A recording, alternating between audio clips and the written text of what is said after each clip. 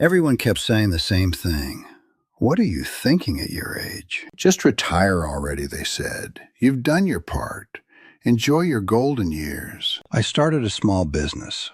Nothing fancy, nothing revolutionary, just me and my skills.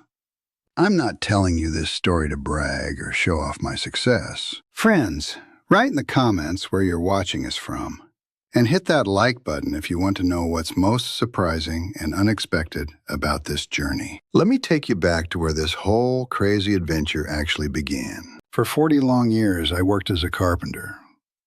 Not just any carpenter, the best one in our entire district. Everyone in the neighborhood knew my name. When something needed fixing or building, they called me. But then retirement hit like a brick wall. Suddenly, no more calls. No more projects, just silence. At first, I thought this was what I wanted. Sleep in, watch TV, tend the garden. But you know what happens when a craftsman stops creating? Something inside starts dying. Then neighbors started noticing. Mrs. Johnson next door asked if I could fix her wobbly table. After that, it was Mr. Peterson's fence. Then the Smith family's cabinet doors. Word spreads fast in small communities. Soon people weren't just asking for help, they were offering to pay. That's when my son David made the suggestion that changed everything. "Dad," he said over Sunday dinner, "you should put yourself online. Make a website or something." I laughed so hard I nearly choked on my pot roast. Me? Online at 77? But that night, lying in bed, I couldn't stop thinking about what he'd said. The next morning, I asked myself a question that would transform my entire life. What do I want to spend my remaining good years doing? And who would pay me for it? The answer hit me like lightning. I'd been a master craftsman for 4 decades. I knew wood better than most people know their own children. I could make anything.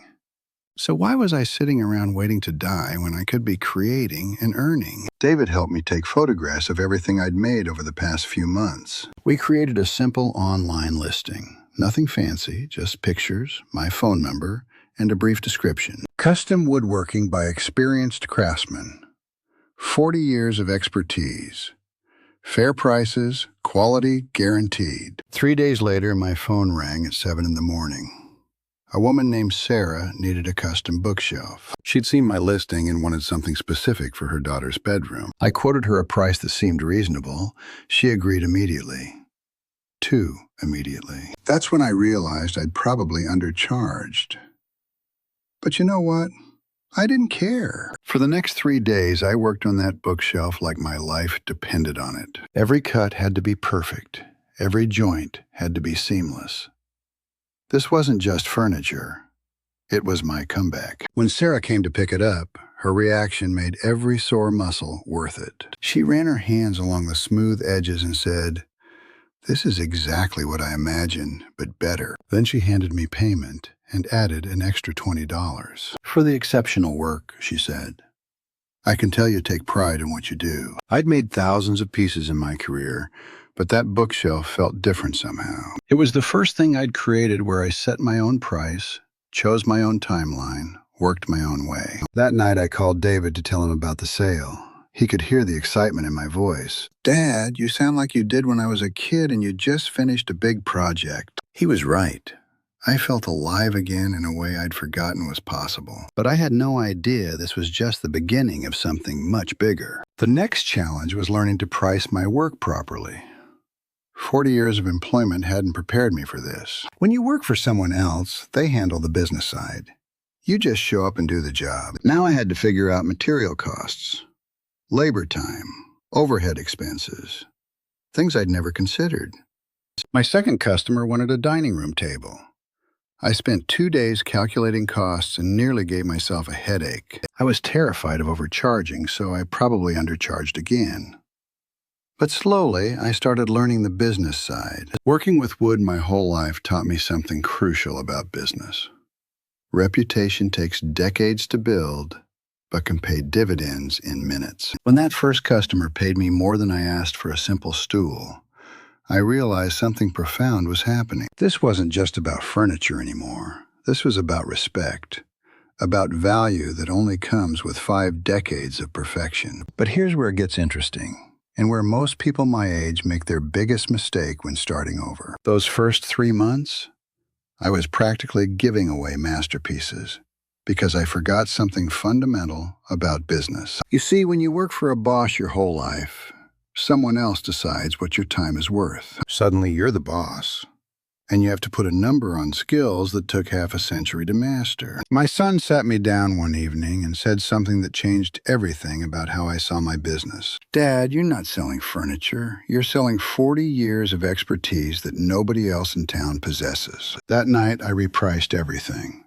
Not based on materials or time, but on the irreplaceable value of true craftsmanship. The next morning, something magical happened. Customers didn't disappear.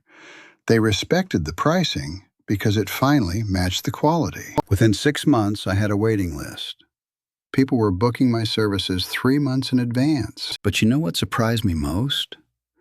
It wasn't the money that changed my life.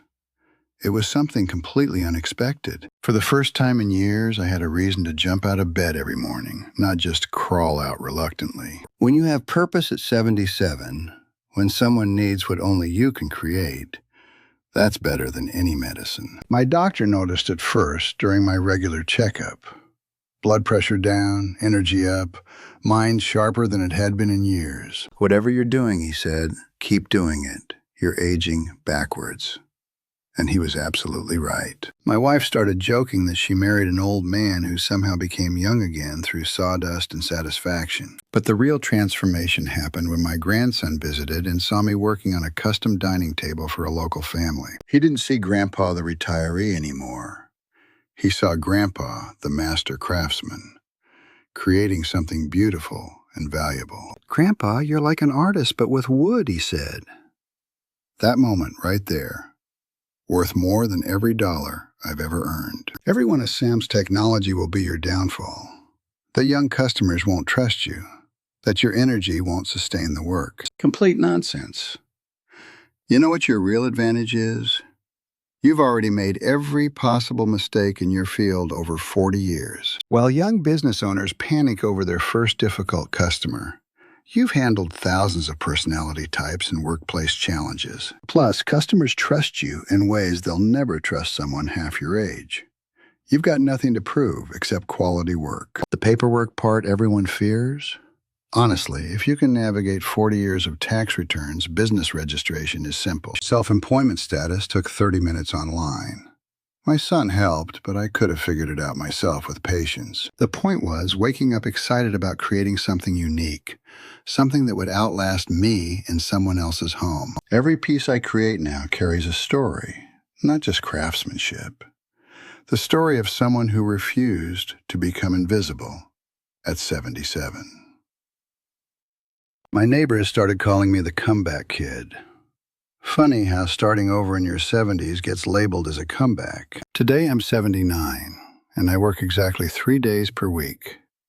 Not because I have to, but because I choose to. The difference between working because you must and working because you love it, that difference is everything at this age. Some mornings I stand in my workshop surrounded by projects people are waiting for, and I feel like the luckiest person alive. You spend your whole life building expertise, accumulating knowledge, perfecting skills. Don't let that die with your retirement party. Somewhere out there, people need exactly what you know how to do better than anyone else your age has learned to do it. The world needs your 40 years of trial and error, your patience, your perspective that only comes with surviving decades in your field. Don't bury that treasure in retirement boredom. Dust it off, price it properly, and watch how hungry the world is for real expertise. Starting over at 77 taught me that age isn't about what you can't do anymore. It's about finally doing what you want.